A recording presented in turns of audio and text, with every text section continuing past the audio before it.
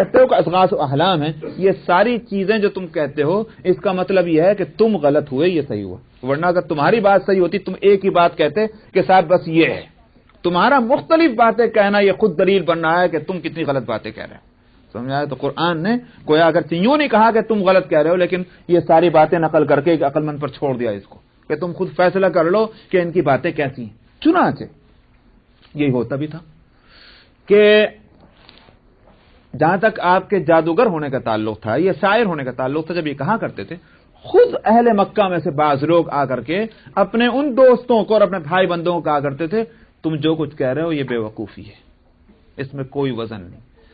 کافر رہتے ہوئے بھی وہ خود اپنے دوسرے کافر دوستوں کو روکا کرتے. چنانچہ مشہور واقعہ ہے عتبہ ابن ربیعہ کا. عتبہ ابن ربیعہ جو خسر ہیں ابو سفیان کے، سرداران مکہ میں تھے، سرداران قریش میں تھے اور عمر والے بھی تھے، تو اس لحاظ سے لوگ ان کی عزت کرتے تھے. حرم میں دیکھا کہ لوگ بیٹھے ہوئے ہیں مشرکین الگ، نبی کریم صلی اللہ علیہ وسلم بھی ایک طرف کو بیٹھے تھے. تو اب جہاں آپ ہوں یا جہاں مشرکین ہوں وہاں تو ہر وقت آپ ہی کا چرچا. اس لیے عتبہ ابن ربیعہ نے کہا کہ بھائیو اگر تمہارا منشا ہو اور مرضی ہو، میں بھی چاہوں ذرا محمد سے بات کرنے کو، بات کریا ہوں میں ان سے صلی اللہ علیہ وسلم. لوگوں نے کہا کہ ہاں ہاں بہت مناسب ہے، آپ ہمارے میں بڑے معتبر ہیں، بڑے تجربے کار ہیں، عقل والے ہیں، جائیے بات کر لیجیے. وہ آئے، آ کر کے نبی کریم صلی اللہ علیہ وسلم سے کہا کہ بھتیجے تمہاری جو پوزیشن ہمارے اندر تھی تم خوب جانتے ہو، اچھے خاندان کے ہو، عزت والا خاندان ہے، ہر ایک آدمی آپ کے ساتھ اچھا ہی معاملہ کرتا تھا، یعنی مطلب یہ کوئی امین کہتا تھا، کوئی صادق کہتا تھا، یہ تھی تمہاری حیثیت. لیکن اب تم نے کچھ دن سے ہمارے اندر بڑی پریشانی پیدا کر دی ہے، پھوٹ ڈال دی ہے، بھائی بھائی سے ٹکرا رہا، بہن بہن سے ٹکرا رہا، اولاد ماں باپ سے، ماں باپ اولاد سے. یہ سب کیا تماشا تم نے کیا؟ اس سے پوری قوم پریشان ہو گئی ہے. تم آخر ان سب چیزوں سے چاہتے کیا ہو؟ تمہیں اگر سرداری چاہیے تو آ جاؤ، پھر جھگڑا ہی ختم، ہم تمہیں سردار بنا لیتے. لو بھائی تم آج سے ہمارے بادشاہ، اب تک تو ہمارا کوئی بادشاہ نہیں لیکن ہم بنا لیتے ہیں بادشاہ. اگر تمہیں مال و دولت چاہیے تو ہم ابھی بتا دیتے ہیں، ہر گھر سے مال کھینچ کر جتنا چاہتے ہو لا کر اتنا رکھ دیتے ہیں کہ پھر تمہارے مقابلے کا کوئی عرب میں بھی مالدار نہ ہوگا. کیا بھائی یہ گھڑی غلط ہے، یہ ہماری گھڑی ہے، کیا معاملہ ہے؟ 10 پہ ہوتا. اچھا تو اور اگر تمہیں کوئی اور بیماری لگی ہوئی ہے، جن بھوت شیطان چڑھ گیا ہے، تو پھر بتاؤ ہم علاج کرنے والے لیا، ایک سے ایک کہیں سے بھی دنیا کے کسی کونے سے پکڑ کے لائیں گے، علاج کرائیں گے. آپ نے یہ سب سنا، سن کر کہا کہ اے ابو الولید تم نے جو کہنا تھا کہہ لیا. انہوں نے کہا اب میری سننا چاہتے؟ ہاں تم سنو. آپ نے اعوذ باللہ اور بسم اللہ پڑھ کے سورہ حامیم سجدہ کی تلاوت کی، اور جب آیت سجدہ تک پہنچے کئی رکوع کے بعد تو آپ نے سجدہ کیا، اور سجدے سے سر اٹھا کر آپ نے فرمایا اے ابو الولید تم نے سن لیا جو میں نے سنایا. اور اس کی حالت یہ کہ بالکل شزدل اور حیران، جیسے معلوم ہوتا ہے کہ یہ اپنے آپے میں ہے ہی نہیں. انہوں نے کہا کہ ہاں. آپ نے فرمایا کہ بس یہی میرا جواب ہے. وہاں سے اٹھا اور منہ لٹکائے ہوئے وہ چلا ادھر کو جدھر سے آیا تھا. لوگوں نے، دیکھنے والوں نے کہا یہ وہ ابو الولید نہیں ہے جو جاتے ہوئے تھا. چنانچہ وہ آیا تو لوگوں سے پوچھا کیا گزری؟ لوگوں نے کہا تو عتبہ نے کہا کہ میں نے وہ بات سنی ہے، نہ جادو ہے، نہ شعر ہے، نہ کہانت ہے، ان میں سے کوئی چیز نہیں ہے. وہ بڑا عجیب کلام ہے، میری سنو تو تم اس کے راستے سے ہٹ جاؤ. عرب کو اور اس کو چھوڑ دو، یا آپس میں جو بھی فیصلہ کریں. اگر عرب نے اس کو قتل کر دیا، مار دیا، تم کہیں کو اپنے سر لیتے ہو اس کا خون، اور اگر یہ غالب آ گیا عرب پر تو اس کی عزت تمہاری عزت، اس کا اقتدار تمہارا اقتدار. لوگوں نے کہا کہ ابو الولید تم اور یہ باتیں کر رہے ہو؟ عتبہ نے کہا کہ بارہ میری رائے تھی، اب تمہارا اختیار ہے. ایک واقعہ. دوسرا واقعہ خود سیرت کی کتابوں میں آتا ہے، آپ سب جانتے ہیں، ابو جہل دشمن نمبر 1 نبی کریم صلی اللہ علیہ وسلم. کتنے پروگرام بنتے تھے آپ کی مخالفت کے اور آپ کے مقابلے کے. ایک روز دیکھا کہ رات کی اندھیریوں میں جبکہ آپ تہجد میں یا نوافل کے اندر قرآن پاک کی تلاوت کرتے ہوتے، اس تلاوت کو سننے کے لیے رات کی اندھیریوں میں یہ دشمنان دین یہ آیا کرتے تھے اور دیواروں کے پیچھے کھڑے ہو کر کے سنا کرتے تھے قرآن. ان میں ابو جہل بھی ہوتا تھا، نضر ابن حارث بھی ہوتا تھا، اور بھی. ایک روز ایک دوسرے سے ٹکرا گئے. انہوں نے کہا کون؟ کہ ابو جہل تو کیسے؟ انہوں نے کہا تو کیسے اور تو کیسے؟ بہت بری بات ہے، دن کو تو ہم یوں کہتے ہیں، رات کو آگے سنتے ہیں خبردار کل نہیں آنا، کوئی دیکھے گا تو کیا ہوگا. ہاں صاحب فیصلہ ہے کل نہیں آئیں گے. اگلی شام ہوئی، پھر وہ تڑپ پیدا ہونی شروع ہوئی. سمجھ میں آیا؟ اب رات کے اندھیرا جیسے شروع ہوا پھر پہنچ گئے. اب وہ پھر چلتے پھرتے انہوں نے کون کہ وہ ہشام اور دوسرا کون اور نضر ابن حارث. ارے ابے کل تو ہم نے فیصلہ کیا، تو کیوں آیا؟ انہوں نے کہا تو کیوں آیا؟ اچھا بھائی چلو آج تو غلطی ہوئی، کل نہیں کریں گے. یہ تھا جو قرآن کا اثر تھا. یہ اسی طرح سے خود نبی کریم صلی اللہ علیہ وسلم کی شخصیت کا اثر ہے. سیرت میں ایک دوسرا واقعہ آتا ہے، کسی ایک شخص اونٹ بیچنے کو آیا بیچارہ، باہر کا، مکے کا نہیں باہر کا تھا. ابو جہل نے اونٹ خرید لیا. اب پیسے دینے کا مسئلہ آیا تو اس نے اس کو ہاتھ دکھا دیا، پیسے نہیں دیتا. اونٹ خرید لیا اور پیسہ نہیں دے رہا. اب کون جو ابو جہل کا مقابلہ کرے؟ ایک تو یہ بدماش، دوسرے کے وہاں کا سرداروں میں تو وہ آپ جانتے ہیں کہیں اگر کسی بستی اور کسی شہر میں، ہندوستان پاکستان کا ذرا تصور کر لیجئے، اگر کسی بستی میں کوئی لیڈر بدماش ہو جائے تو پھر تو وہی وہاں کا جو ہے مالک بن جاتا ہے. وہی صورت مکے میں ابو جہل کی تھی. تو وہ بیچارہ ایک ایک کے سامنے جا کر ہاتھ پھیلا رہا، بھائی میری مدد کرو، میرے پیسے دلواؤ. قریش مکہ نے حرم میں ایک اور مذاق سوجی، اس مظلوم کی مدد کس طرح کرنی چاہیے اس کا اور مذاق بنانے کے لیے اپنے خیال کے اعتبار سے. کہا ہم بتائیں تمہیں کیسے مل سکتے ہیں پیسے؟ کیسے؟ وہ آدمی بیٹھا وہاں، چلے جاؤ اس سے جا کے کہو، وہ دلا دے گا. کون؟ حضرت محمد صلی اللہ علیہ وسلم. مطلب کیا تھا؟ یہ وہاں جائیں گے تو دیکھتے ہیں کیا کھیل ہوتا ہے. چنانچہ وہ وہاں پہنچا اور کہا کہ مجھے لوگوں نے بتایا آپ دلا سکتے ہیں ابو جہل سے پیسے، اور یہ قصہ ہے، میرے پیسے دلا دیجیے. آپ نے فرمایا میرے ساتھ آؤ. اس کو لے کے سیدھے ابو جہل کے گھر تک. لوگوں نے کہا کہ تو ہاتھ پکڑ کے جا رہے ہیں، تو ایک آدمی کو ساتھ لگا دیا، دیکھو کیا تماشا ہوتا ہے وہاں. چنانچہ وہ پیچھے پیچھے وہ بھی آدمی گیا. آپ دروازے پر پہنچے ابو جہل کے، کھٹکھٹایا اس کا دروازہ. ابو جہل اندر سے آیا تو وہ اول تو حیران رہ گیا کہ آپ کیوں آئے. پوچھا کیا بات ہے؟ فرمایا اس کے پیسے دے دو. اس نے ایک نہ سنی دو، سیدھا اندر گیا، لا کر پیسے دے دیے. وہ آدمی جو دیکھنے کو گیا تھا بھاگ کے آیا، کہا قریش سے کہ آج تو وہ تماشا دیکھا کہ جس کو عقل نہیں مان رہی ہے کہ یہ کیسے ہو سکتا ہے. کیا ہوا؟ ابو جہل کو تو سانپ ہی سونگ گیا تھا. آپ نے فرمایا کہ صاحب پیسے دے دو، اور بالکل جیسے معلوم ہوتا ہے کہ ناک میں نکیل پڑی ہوئی، لا کے سیدھے سیدھے پیسے دے دیے. وہ ابو جہل تھا ہی نہیں جو ہوا کرتا ہے.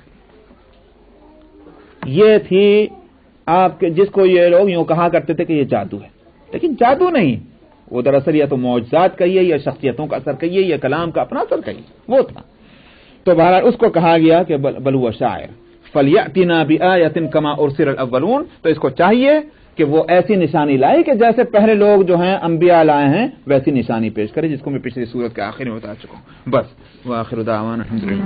127 سورہ الانبیاء آیت نمبر 6. اعوذ باللہ من الشیطان الرجیم. بسم اللہ الرحمن الرحیم. ما آمنت قبلهم من قرية أهلكناها أفهم يؤمنون وما أرسلنا قبلك إلا رجالا نوحي إليهم فاسألوا أهل الذكر إن كنتم لا تعلمون.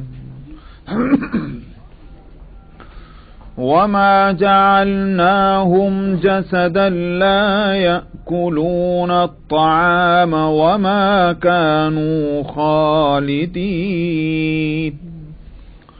ثم صدقناهم الوعد فأنجيناهم ومن نشاء وأهلكنا المسرفين لقد أنزلنا إليكم كتابا فيه ذكركم أفلا تعقلون وكم قصمنا من قرية كانت ظالمة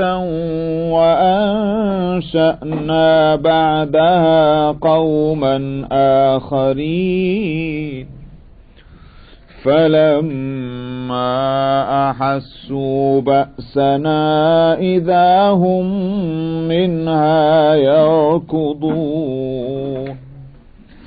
لا تركضوا وارجعوا إلى ما أترفتم فيه ومساكنكم لعلكم تسألون قالوا يا ويلنا إنا كنا ظالمين فما زالت تلك دعواهم حتى جعلناهم حصيدا خامدين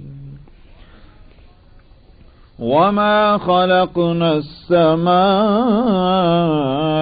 والأرض وما بينهما لاعبين لو أردنا أن نتخذ لهوا لاتخذناه من لدنا إن كنا فاعلين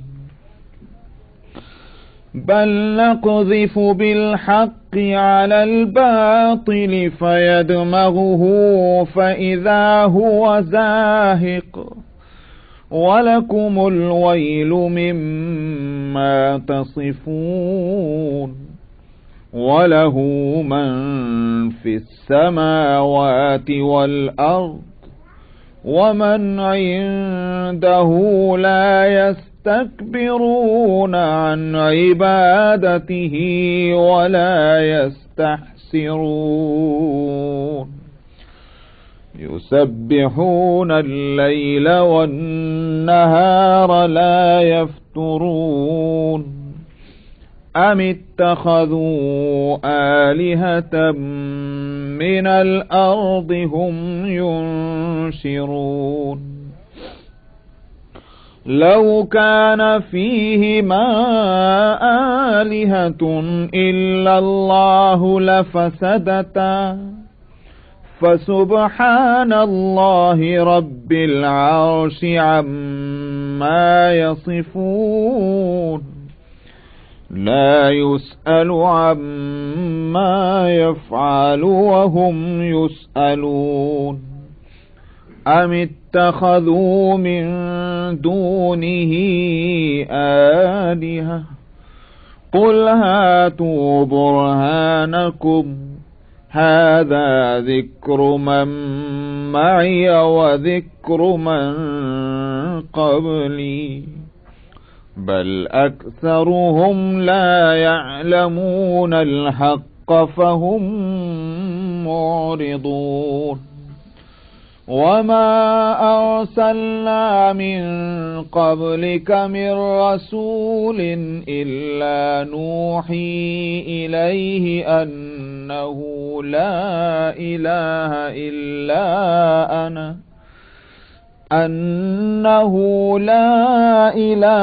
إلا أنا فاعبدون وقالوا اتخذ الرحمن ولدا سبحانه بل عباد مكرمون لا يسبقونه بالقول وهم بأمره يعملون يعلم ما بين أيديهم وما خلفهم ولا يشفعون إلا لمن ارتضى وهم من خشيته مشفقون ومن يقل منهم إني إله من دونه فذلك نجزيه جهنم كذلك نجزي الظالمين. صدق الله العظيم.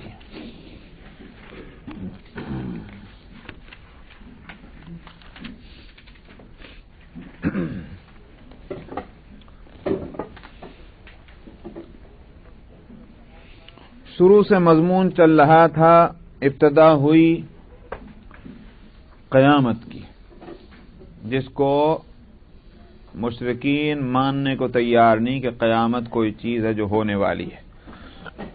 اس کے بعد مسئلہ آیا رسالت کا، دوسری بات، دوسرا بنیادی عقیدہ کہ جس کو ماننے کو تیار نہیں تھے وہ رسالت کا مسئلہ ہے، نبی کریم صلی اللہ علیہ وسلم کی نبوت کا، اس کا ذکر آیا کہ آپ کو جو لوگ آپ کی بات کو جو جادو کہتے ہیں تو اس کے، اور یہ کہ شاعر اور اسی طرح سے کاہن، وہ اس پر تبصرہ کیا گیا تھا، یعنی مطلب یہ ہے کہ ان کے اس بات کے غلط اور نامعقول ہونے کو کہا گیا تھا۔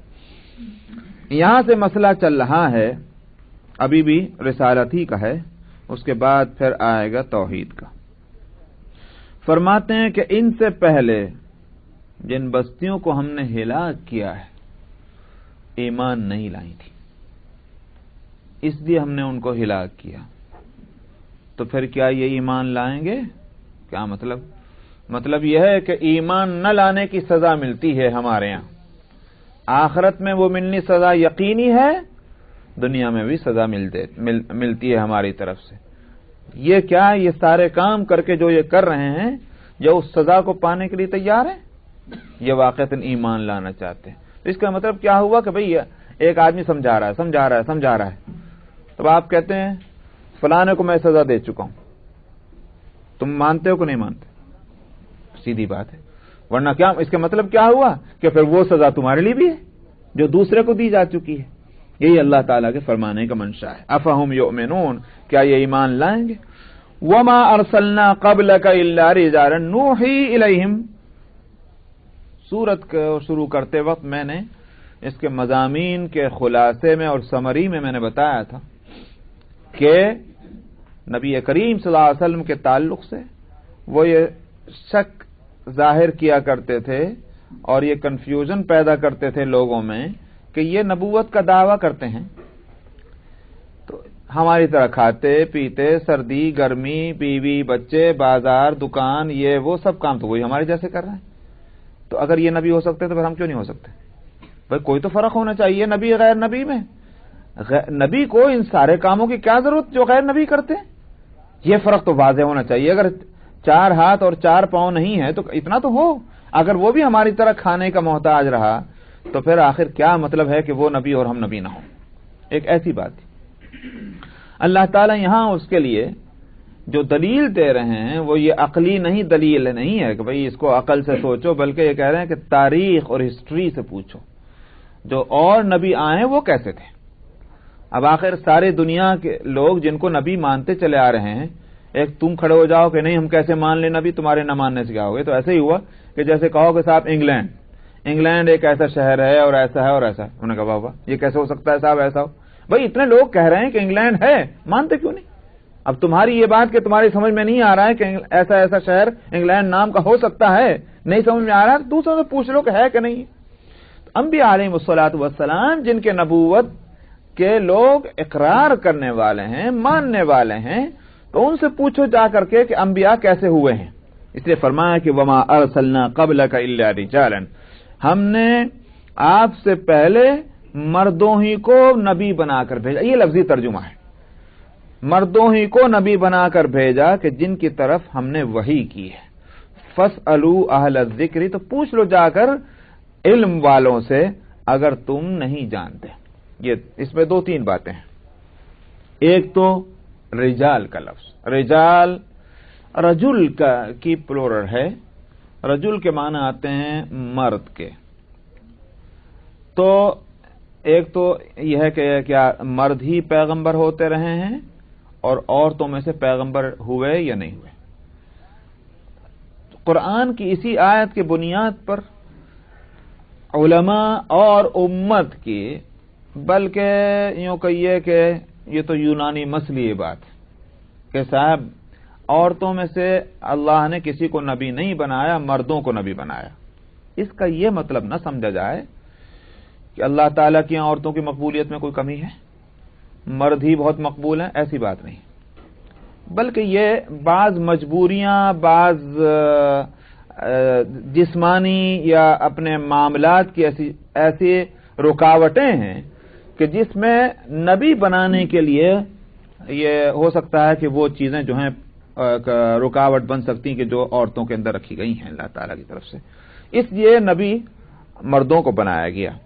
لیکن جہاں تک عورتوں کی اپنی محنتوں کے نتیجے میں ان کے درجات کی بلندی کا تعلق ہے، اس بارے میں ہرگز یہ فرق نہیں کیا جائے گا کہ صاحب چونکہ یہ عورت ذات ہے لہذا اس کا درجہ کبھی اونچا نہیں ہو سکتا اور یہ مرد ذات ہے لہذا یہ ہمیشہ اونچا ہی رہے گا. اس کا کوئی سوال پیدا نہیں ہوتا. قرآن حکیم میں سورہ نساء میں گزر چکا ہے کہ کیا ہے وہ للرجال نصیب مما اکتسبوا وللنساء نصیب مما اکتسبن واسألوا اللہ من فضلہ. فرمایا کہ جہاں تک دنیا کے معاملات میں یہ بات کہ ہم نے کسی کو اگر گھریلو انتظام اور ایڈمنسٹریشن کی مصلحت کی وجہ سے اگر ہم نے کہا کہ تو لیڈر رہے گا، اس کا یہ معنی نہیں ہوگا کہ آخرت میں بھی جا کر یہی لیڈر ہوں گے. اس کا سوال نہیں. فرمایا وہاں جو بنیاد ہوگی فضیلت کی وہ عمل کی بنیاد پر ہوگی. تو فرمایا کہ للرجال نصیب مما اکتسبوا، مردوں کو وہ حصہ ملے گا جس کے لیے انہوں نے محنت کی اور عورتوں کو بھی وہ حصہ ملے گا جس کے انہوں نے محنت کی. تو وہاں تو اپنے اعمال کے مطابق ان کا درجہ، ان کی جزا، ان کی جو بھی ہوگی وہ اس کے مطابق ہوگی. واسألوا اللہ من فضلہ. اب یہ بات کہ صاحب اس میں جھگڑنا، اے اللہ میاں ہمیں عورت کیوں بنایا، ہمیں مرد کیوں بنایا، یہ جھگڑا کرنے سے کوئی فائدہ نہیں. یہ اللہ کی نے تقسیم کی ہے، اللہ سے بس فضل کی دعا کرنی چاہیے. یہ بحث کہ عورت کیسی اور مرد کیسی، اس بحث میں نہیں پڑنا چاہیے. یہ اس آیت کا حاصل ہے. تو حاصل یہ ہوا کہ اس سے یہ نکالا گیا کہ مرد کا لفظ آیا تو مرد ہی. بات کرتے ہیں کہ اس سے مراد انسان ہے. رجال کا لفظ بولا ضرور گیا ہے، مراد اس سے یہ کہ انسان، کہ ہم نے انسانی. اور یہ کیوں کہہ رہے ہیں؟ وہ کہہ رہے ہیں کہ گفتگو اسی کی چل رہی ہے. گفتگو یہ چل رہی ہے کہ ہم نے انسان ہی کو پیغمبر بنایا ہے. کبھی فرشتے کو پیغمبر نہیں بنایا، کسی اور مخلوق کو پیغمبر نہیں بنایا، انسان کو بنایا. تو اب انسان یوں دیکھے کہ یہ انسان کیوں ہے، تو اس سے پہلے تو انسان ہی پیغمبر بن کر آئے. تو یہاں لفظ رجل تو بولا گیا مگر مراد ہے اس سے بشر اور انسان، جیسا کہ قرآن حکیم میں اور جگہ بھی نبی کریم صلی اللہ علیہ وسلم کو ہدایت کی گئی، قل انما انا بشر، تم کہہ دو کہ میں تو بشر ہوں. تو وہی معنی یہاں بھی ہے کہ مراد ہے پیغمبروں کا بشر ہونا، انسان ہونا، ہیومن بینگ ہونا. ہم نے آپ سے پہلے صرف انسانوں کو یا مردوں کو وہی رسول بنا کر بھیجا. ہاں تو معنی کیا ہوئے؟ جہاں تک انسانی خواص کا تعلق ہے یا انسانیت کے جو تقاضے ہر انسان کے اندر ہوا کرتے ہیں، جہاں تک اس کا تعلق ہے وہ فرق مت تلاش کرو. اس لحاظ سے نبی اور غیر نبی میں فرق نہیں ہوتا. فرق کس لحاظ سے ہوتا ہے؟ فرق اس لحاظ سے ہوتا ہے کہ ہم ان پر وحی کرتے ہیں. ہر ایک پر ہماری وحی نہیں جایا کرتی، ہم وحی کرتے ہیں ان پر، اس لیے ان کا درجہ یقیناً سارے انسانوں سے کہیں بڑھ کر ہے. اسی واسطے وہ جو ہیں مطاع کے معنی یہ ہے کہ جن کو فالو کیا جائے، جن کی اطاعت کی جائے، جن کی فرما برداری کی جائے آنکھ بند کر کے، کسی کنڈیشن کے ساتھ نہیں. سمجھا ہے صاحب؟ یہ کنڈیشن یہ ہے کہ اگر آپ ایسا کہیں گے تو مانیں گے اور ایسا کہیں گے تو نہیں مانیں گے.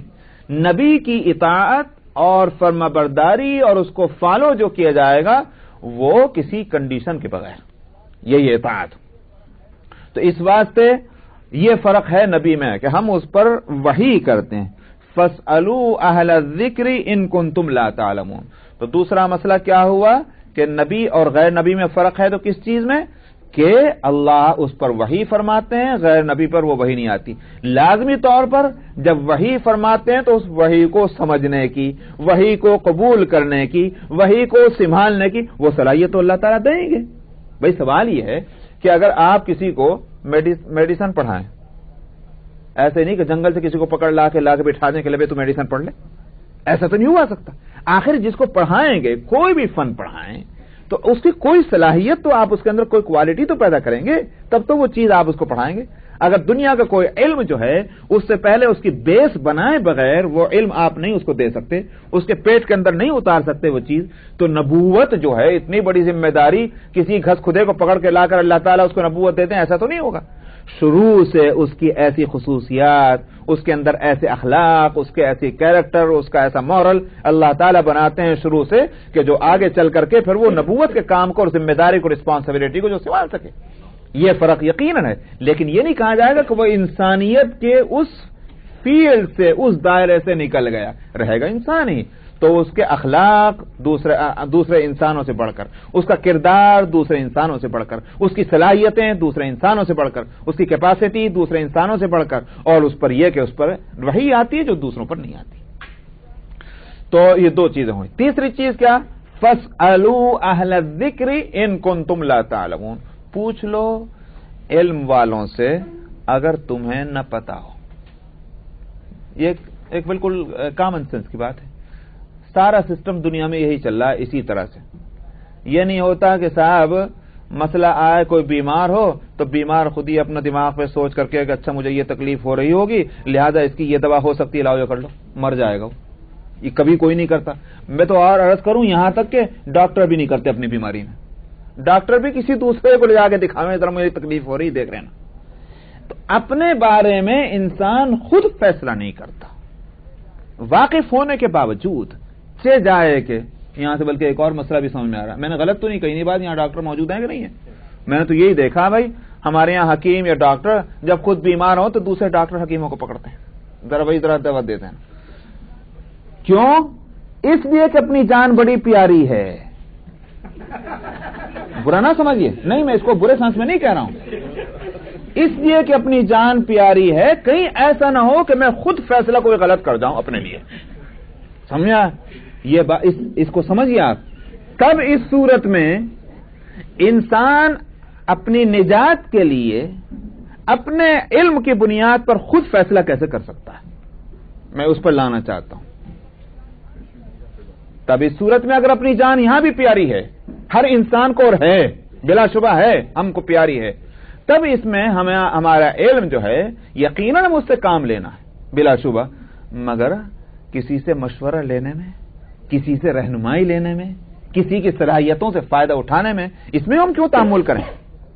इसी वास्ते हम देखते हैं कि भाई उलमा दूसरे उलमा से फायदा उठा रहे हैं, मशाइख दूसरे मशाइख से फायदा उठा रहे हैं। ये जरूरत नहीं है कि बस एक शख्स अगर आलिम बन गया तो उन्होंने कहा बस मंचू दिगरे ने, मेरे जैसा कोई दूसरा हो नहीं सकता, मैं कहीं दूसरे के सामने जाऊं। हर किस नहीं, वो उसके अंदर मालूम होता है कि और सब कुछ है मगर इल्म नहीं है। इल्म जो है वो तो झुकाता है इंसान को, बेशक जाहिलों के सामने नहीं झुकेगा वो। अगर इल्म दीन का उसको एहसास है तो जाहिलों के सामने नहीं झुकेगा, लेकिन जहां किसी आलिम को देखेगा उसको झुकना होगा। अगर ये नहीं कर रहा है तो इसका मतलब यह है कि उसके अंदर और कुछ है मगर इल्म नहीं है। समझ में आया? ऐसे ही समझिए मिसाल के तौर पर, भाई सीधी बात है, हमारे पास अगर पैसा हो जाए, कहां झुकता है पैसे वाला? बड़ा पैसे वाला आ जाए तो झुकेगा, इसलिए कि पैसे की कीमत मालूम है। तो इसी तरह से जिसको इल्म दीन की कीमत मालूम है वो बड़े आलिम के सामने झुकेगा। ये हो नहीं सकता कि वहां अकड़े, अगर अकड़े तो समझो कि इल्म नहीं है वहां। तो फस्अलू अहल ज़िक्र, ये मैं इस पर मैं कह रहा था कि अगर नई बात मालूम हो, दुनिया के मामलात में हम यही करते हैं कि इल्म वालों से पूछते हैं। और दीन के मामले में क्या हो रहा है?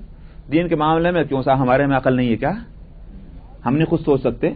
समझ में ये हो गया, बहुत हुआ तो जो भी रास्ते में मिला, मस्जिद में चलता फिरता, उन्होंने जरा ठहरना भाई, जरा मसला बता देना। भाई इतना आसान क्यों समझ लिया है کہ اپنی جان کی تو خیال کرو تم، اگر تم اپنی بیماری کے اور اپنے دوسرے قانونی مسائل ہر چلتے پھرتے سے نہیں پوچھتے تو اپنی آخرت کی کامیابی جن چیزوں پر موقوف ہے اور ڈیپینڈ کرتی ہے اس میں تم نے ان چیزوں کو ایزی کیوں لے لیا؟ اس میں بھی تو دیکھو کون مسئلہ بتا سکتا ہے۔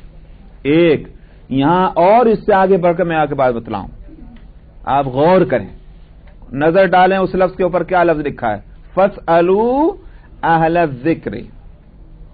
یہ جو میں نے ترجمہ کیا علم والوں سے پوچھو، یہ اصل میں مکمل ترجمہ نہیں ہے۔ بڑا بھاری ہوتا ہے قرآن کے کسی ایک لفظ کا ایسا ترجمہ کرنا کہ جو اس کی ساری خصوصیتوں کو اور ساری اس کی جو اچھائیاں ہیں وہ اس کو سمیٹ لے، بہت مشکل ہوتا ہے۔ یہ قرآن اللہ کا کلام ہے، اس کے اندر یہی کمالات ہیں۔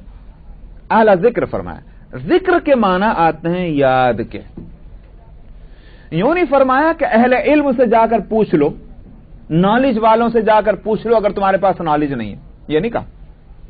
ورنہ تو پھر کیا ہوتا، ہاں بھائی آپ کے پاس کون سی ڈگری ہے؟ اس نے کہا میرے پاس پرانی، نہیں بھائی تم سے نہیں پوچھتے، تمہارے پاس کون سی ڈگری ہے؟ انہوں نے کہا اس سے ہائر، ہاں تم بتا دو۔ ڈگریوں کی قیمت نہیں ہے، بے شک ڈگری ایک چیز ہے، لیکن لفظ لائیں اہل ذکر، اس کے معنی کیا ہوئے؟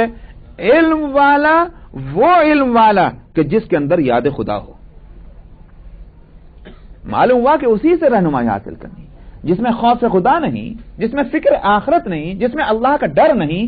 اگر اس کے پاس بڑی ڈگریاں بھی ہوں تو وہ ہرگز جو ہے اس کی رہنمائی اور قیادت اور ہدایت پہ جو ہے اعتماد نہیں کیا جا سکتا۔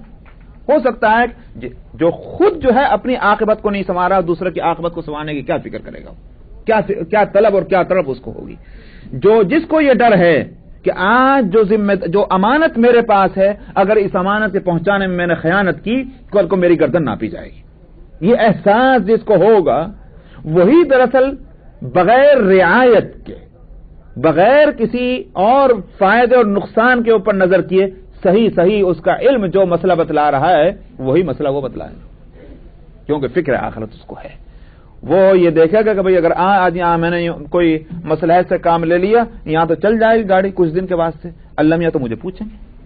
اہل ذکر جو ہے وہ اسی واسطے ائمہ جو ہیں جن کو ہم امام کہتے ہیں، یہ امام حدیث کے، یہ امام فقہ کے، یہ امام فن قراءت تجوید کے، یہ امام فلاں علم کے، ویسے ہی تھوڑی کہہ دیا کہ صاحب ان کے پاس چونکہ ڈگریاں بہت بڑی تھیں لہذا ان کو امام بنا لو۔ امام کا لفظ ویسے ہی نہیں دے دیا جاتا کسی کو، ان کے اندر جہاں علم اور فضل جو ہے وہ ان کو آسمان پہ اٹھا رہا ہوتا ہے، وہیں ان کا زہد اور تقوی جو ہے وہ اپنے پورے معاشرے میں اور پوری جماعت میں، پورے ہم اثروں میں، اور جو ان کے زمانے کے جو اور لوگ ہیں ان میں ان کا درجہ اونچا ہوتا ہے۔ میں بتلا چکا ہوں کہ امام ابو حنیفہ ہوئے، امام شافعی ہوئے، امام مالک ہوئے، یہ ویسے ہی نہیں بن گئے امام، ان کو امت نے کوئی رشوت کھا کر امام تھوڑی بنایا ہے۔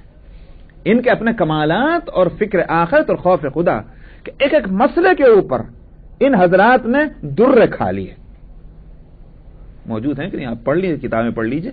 امام احمد ابن حنبل کا کیا ہوا تھا؟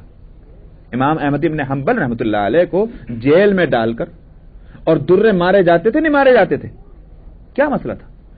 وقت کی پوری طاقت، شاہی طاقت، سلطنت کی طاقت اور قوت وہ مقابلے پر ہے، اور امام احمد ابن حنبل وہ ایک ہی بات بولے جا رہے ہیں۔ مسئلہ تھا خلق قرآن کا، قرآن مخلوق ہے یا مخلوق نہیں ہے، یعنی یہ مخلوق ہونے کے مطلب کیا ہوا؟ جس طرح سے اور انسانوں کو بنایا گیا ہے، ہیومن بینگ ہیں، جانور ہیں، آسمان ہے، زمین ہے، یہ پیدا کیے گئے ہیں۔ اذا اراد شیئا قال له کن فیکون، جب ہم کسی چیز کا ارادہ کرتے ہیں تو کہتے ہیں ہو جا، وہ ہو جاتی ہے۔ سمجھ میں آیا؟ یہ ہے وہ ایک ہر چیز کی پیدائش کی صورت۔ کیا قرآن جو ہے یہ ایسی مخلوق ہے؟ تو اہل سنت اور ان میں یہ حضرات جو ہیں ان کا یہ تھا کہنا کہ یہ نہیں، یہ تو اللہ کا کلام ہے، اور کلام جو ہے وہ متکلم یعنی کلام جو بولنا، یہ تو دراصل مشکل یہی ہو رہی کہ میں اس کی تعبیر نہیں کر سکتا، اس کو میں یہ نہیں کہہ سکتا یہ منہ کی طرف اشارہ کر کے بولنا، یعنی کلام جو ہے بہرحال اس کے لیے جو بھی کچھ کہیں یہ بولنے والے کی ایک صفت اور ایک ایٹریبیوٹ ہوتی ہے۔ تو قرآن اللہ کا کلام ہے، یہ مخلوق نہیں، یہ کریٹڈ نہیں ہے، سمجھ آیا؟ اسی لیے ایک روایت ہے وہ روایت کتاب ہے کنز العمال.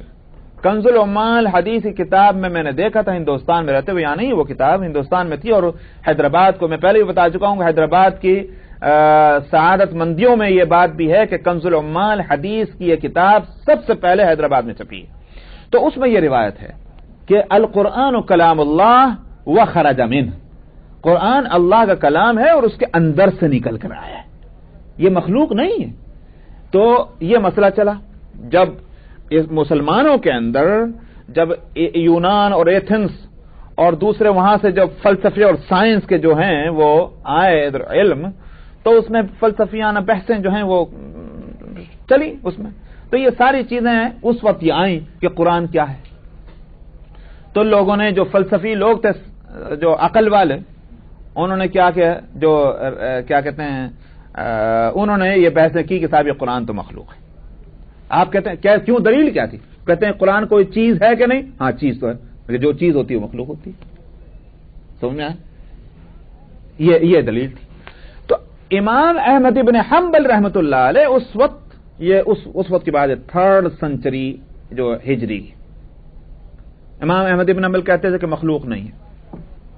اس فلسفے کی لپیٹ میں بادشاہ وقت آیا ہوا ہے، اور اس نے اعلان کر دیا کہ جو یوں کہے کہ قرآن مخلوق نہیں ہے اس کو جیل میں ڈال دو.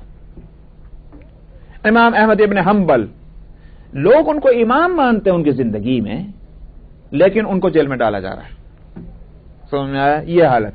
اور اتنا ہی نہیں کیا کہ جیل میں ڈالا گیا، روزانہ ان پر کوڑے مارے جاتے تھے، اور وہ کوڑے کھاتے جاتے تھے اور یہ کہتے جاتے تھے کہ قرآن مخلوق نہیں ہے، قرآن اللہ کا کلام ہے، یہ کہتے جاتے تھے. آپ بتائیں کون چیز ہے کہ جو اس بات پر انسان کو آمادہ کرے کوڑے کھاؤ مگر بات کو نہ بدلو؟ ان کے حالات میں یہ بھی ہے کہ جب ان کو جیل خانے لے جایا جا رہا تھا تو ایک اور بھی جا رہا تھا اسی وقت جیل میں، ہاتھوں اور پیروں میں اس کی زنجیریاں پڑی ہوئی، اور وہ بھی جا رہا تھا جیل میں. وہ جب وہاں قریب پہنچے اور ایک دوسرے سے، تو اس نے کہا کہ امام، وہ کون، کس نے کہا؟ وہ جو دوسرا جو تھا وہ قیدی، اس نے کہا مجھے نہیں جانتے آپ، میرا نام وہ ہے. اب سمجھے امام کون تھا وہ بغداد اور اس کے قرب و اس کے ادرار کا مشہور ترین ڈاکو جو اریسٹ ہو کر کے جیل جا رہا تھا. اس نے یوں کہا کہ میں اتنی مرتبہ جیل جا چکا ہوں اس سے پہلے، اور پھر میں جیل جا رہا ہوں، اس کے باوجود میں نے وہ کام نہیں چھوڑا ہے کہ جس کی وجہ سے مجھے جیل آنا پڑتا. سمجھ میں آ رہی نہیں بات؟ یہ میں نے اب تک وہ کام نہیں چھوڑا جس کی وجہ سے مجھے جیل آنا پڑتا ہے، حالانکہ وہ کام غلطی ہے. آپ کو جو ہے وہ حق کے واسطے جیل لے جایا جا رہا ہے. مجھے یہ کہنا ہے کہ آپ جو ہیں وہ جیل میں جا کر کے اپنی بات کو نہ بدلیں. دیکھا آپ نے، میں اگر دنیا کو نہیں، اپنے اس خراب کام کو نہیں چھوڑ سکا جیل میں جانے کے باوجود، آپ کیسے چھوڑیں گے؟ یہ ان کے حالات میں ہے. چنانچہ یہ ہوتا تھا کہ روزانہ جیل کے دروازے پر مسلمانوں کا ایک ہجوم آ کر ٹھہر جایا کرتا تھا. آج امام کیا کہنے والے ہیں، جو وہ کہیں گے اس کو ہم بھی اپنا عقیدہ بنا لیں گے، اور اندر امام پر درے لگائے جاتے تھے. یہ میں کہہ رہا ہوں کہ یہ اگر تقوی نہ ہوتا، خوف خدا نہ ہوتا، فکر آخرت نہ ہوتی، دین کے ایک مسئلے کی اپنی جان کے مقابلے میں قیمت نہ ہوتی، یہ سب کچھ کر سکتے تھے. ویسے تھوڑی امام بن گئے. امام مالک رحمۃ اللہ علیہ کے ہاتھوں کے انگوٹھے جو ہیں ان کو نکلوا دیا گیا تھا. سمجھ میں آیا؟ یہ ان کو سزا دی گئی. امام ابو حنیفہ رحمۃ اللہ علیہ کے ساتھ کیا نہیں ہوا؟ ان کو بھی جیل میں ڈالا گیا. نہیں ڈالا گیا اس لیے کہ ان بادشاہ وقت، سب کو بدنیت نہیں کہا جا سکتا، بادشاہ وقت نے یہ فیصلہ کیا کہ یہ حکومت کے تحت آ جائیں. یہی دراصل اس لیے کہا گیا قاضی بن جائیے. امام صاحب جانتے تھے کہ مجھے قاضی بنانے کا مطلب کیا ہوا، میں پھر حکومت کی مصلحتوں کا پابند ہو جاؤں گا، اور میں آزادی کے ساتھ جو بات کہہ سکتا ہوں وہ میں نہ کہہ سکوں گا. انہوں نے کہا کہ میں اس کا قابل نہیں ہوں. بادشاہ کہہ رہے ہیں کہ قاضی بن جائیے. آپ یہ قاضی کا لفظ مت سمجھیے وہ نکاح پڑھانے والے قاضی صاحب کی بات میں کر رہا ہوں، بلکہ قاضی القضات کے معنی یہ ہیں کہ سپریم کورٹ کے چیف جسٹس وہ بنائے جا رہے تھے. امام صاحب کہتے ہیں کہ میں اس کے قابل نہیں ہوں.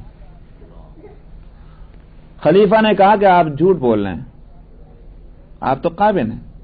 امام صاحب نے کہا کہ جھوٹا ہو تو وہ قاضی کہاں سے ہو سکتا. سمجھا؟ بادشاہ نے کہا کہ آپ کو ماننا ہوگا کہ میں معذور ہوں. آخر یہ کیا ہوا کہ ان کو جیل میں ڈال دیا گیا. کیوں قبول نہیں کرتے بادشاہ کی اس پیشکش کو, اور جیل میں انتقال ہوا امام ابو حنیفہ کا.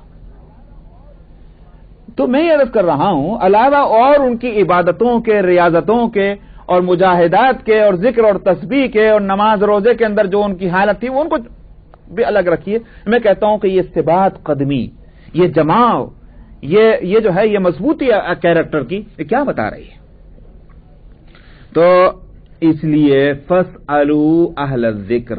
اب اگر ان کو یہ مقام ملا ان حضرات کو کہ اب وہ جو کہتے ہیں تو ہم آنکھ بند کر کے مان لیتے ہیں امام صاحب نے فرمایا ہے. سمجھ میں آیا؟ کوئی جا کر کے یوں نہیں دیکھتا امام صاحب نے غلط تو نہیں کہہ دیا, اپنے دل سے تو نہیں کہہ دیا, اپنے خیال سے تو نہیں کہہ دیا, قرآن میں بھی یہ ہے کہ نہیں, حدیث میں نہیں ہے. ہم لوگ اگر مان رہے ہیں اس لیے کہ یہ امام ابو حنیفہ کی زندگی ایسی اور ایسی, امام شافعی کی زندگی ایسی اور ایسی, اور امام مالک کی زندگی ایسی اور ایسی, ان سے توقع ہی نہیں کی جا سکتی کہ یہ کسی ایک مسئلے کے اندر جھوٹ بول سکتے ہیں. یہ ہے وہ وجہ. تو اس لیے اہل ذکر میں خاص طور پر یہ لفظ اس لیے لایا گیا کہ ان علم والوں سے پوچھو کہ جن پر لفظ اہل ذکر فٹ بیٹھتا ہو. یہ ہے, ان سے جا کر پوچھنا ہے. ان کنتم لا تعلمون, اگر تمہیں معلوم نہ ہو. یہودیوں سے تعلق تو نہیں ہے, پیکٹال کہہ رہے ہیں کہ نہیں, یہ بات نہیں ہے. اصل تو مراد یہی ہے کہ بھئی پچھلے نبوت کے انبیاء علیہ الصلوۃ والسلام کے بارے میں کس سے جا کر پوچھیں گے؟ ان کی امتوں سے پوچھیں گے. مگر ہر یہودی سے جا کر پوچھیں وہ مطلب نہیں ہے, بلکہ یہ کہ ان میں جو اہل علم ہیں اور وہ اہل علم ہیں کہ جن میں خوف خدا ہے تو ان سے جا کر پوچھیں. تو اب مسئلہ تو عام نکلے گا نا اس سے, کہ ایک بیس بن جائے گی کہ جو مسئلہ معلوم نہ ہو وہ جا کر دوسروں سے پوچھنا چاہیے. لیکن ظاہر ہے کہ جب انبیاء علیہ الصلوۃ والسلام کے بارے میں پوچھا جائے گا تو پچھلی امتیں جو ہیں انہی سے تو پوچھیں گے نا. اس لحاظ سے انہوں نے کہا ہوگا وَمَا جَعَلْنَاهُمْ جَسَدًا لَا يَأْكُلُونَ الطَّعَامَ وَمَا كَانُوا خَالِدِينَ. فرمایا ہم نے ان کو ایک ایسا جسم نہیں بنایا تھا, ایسی باڈی ان کو نہیں دی تھی کہ جو نہ کھانا کھاتے ہوں اور نہ وہ کوئی ہمیشہ رہنے والے تھے. یہ دو باتیں کہ کھانا کھاتا ہے, پانی پیتا ہے. جو کھانا کھائے گا پانی پیے گا وہ ہمیشہ نہ رہے گا, اور جو ہمیشہ یہ ساری باتیں نہیں تو پھر کیا رہ گیا پھر انسان میں اور اس کے اندر فرق.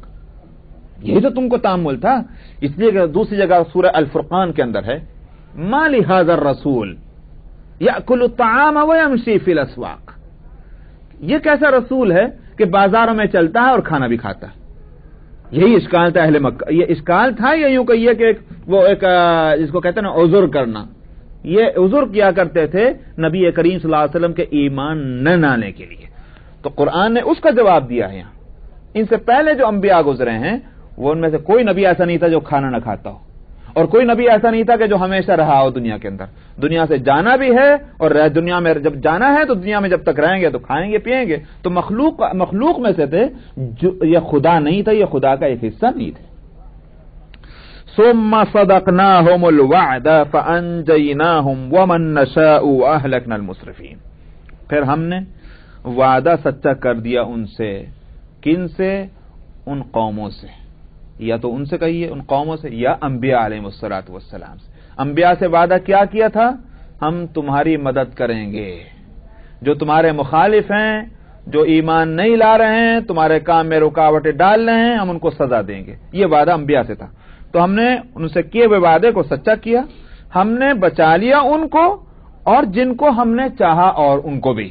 وَأَهْلَكْنَا الْمُسْرِفِينَ, اور جو حد سے زیادہ آگے بڑھ جانے والے تھے, جنہوں نے زیادتیاں کی ہوئی تھیں, ظلم کیا تھا, ان کو ہم نے ہلاک کر دیا. لَقَدْ أَنزَلْنَا إِلَيْكُمْ كِتَابًا فِيهِ ذِكْرُكُمْ أَفَلَا تَعْقِلُونَ. یہاں جو قرآن جو اترا ہے جس کو وہاں کہا گیا تھا کہ بل قالوا اضغاث احلام بل افتراہ بل هو شاعر، آیت نمبر 5 اسی صفحے کی اوپر کیا تھا اس میں کہ یوں کہتے ہیں کہ یہ اضغاث احلام ہے، جس کو میں نے کہا تھا پریشان خیالیاں، جو دن میں پریشانی اور رات کو وہی نظر آنے لگ جائے، تو یہ کہا کرتے تھے کہ یہ اضغاث احلام ہے، بلکہ اس نے خود ہی گھڑ لیا ہے، بلکہ یہ تو شاعر ہے۔ یہ جو باتیں نبی کریم صلی اللہ علیہ وسلم کے اور آپ کے پیش کیے ہوئے قرآن کے تعلق سے کہا کرتے تھے، یہاں قرآن ایک اور بات کہتا ہے اس کے سلسلے میں۔ اللہ تعالیٰ فرماتے ہیں کہ لقد انزلنا الیکم کتابا فیہ ذکرکم افلا تعقلون، یہ جو ہم نے اتارا ہے تمہاری طرف ایک کتاب کو، اس میں تمہارا ہی تو ذکر ہے، ایک ترجمہ۔ دوسرا ترجمہ، اس میں تمہاری ہی نصیحت ہے۔ ذکر کے دونوں معنی ہیں، نصیحت بھی آتا ہے اور ذکر کا ترجمہ ذکر بھی ہے، جس کو ہم آپ کہتے ہیں کہ تمہارا تذکرہ، بھئی آپ کا ذکر، سمجھا نہیں، یہ بھی ہے۔ دونوں معنی، ایک جہاں تک نصیحت کا تعلق، اس کے اگر وہ معنی لیے جائیں تو مطلب یہ ہوگا کہ عجیب بات ہے، یہ قرآن پیش کیا جا رہا ہے اس لیے کہ تاکہ تمہارا بھلا ہو، تمہیں نقصان سے بچایا جا سکے، تمہیں ہلاکت سے بچایا جا سکے، اور تم جو ہے اس کے بارے میں الٹی سیدھی باتیں کرتے ہو، ایسا کہ جیسے کوئی بڑی مصیبت کی چیز ہے۔ تمہیں تو اس کی قدر کرنی چاہیے تھی، ریسپیکٹ کرنی چاہیے تھی، اس کو آگے بڑھ کر لینا چاہیے تھا، اس کے بجائے تم اس سے منہ موڑتے ہو اور الٹی